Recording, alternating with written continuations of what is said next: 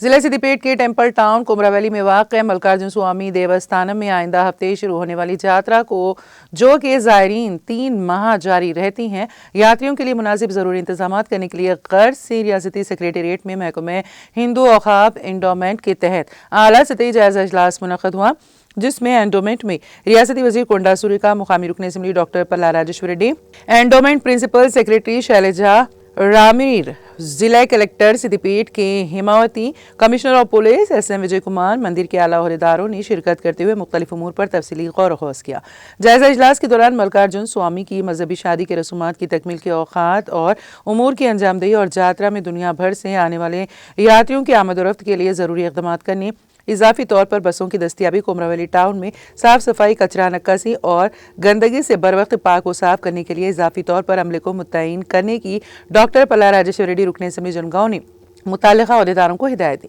قانون اور نظم و ضبط کی بحالی اور جرائم کے انسداد کے لیے بالخصوص خواتین اور کمسن بچوں کے تحفظ کے لیے ضروری اقدامات کرنے کا انہوں نے پولیس عہدیداروں کو مشورہ دیا۔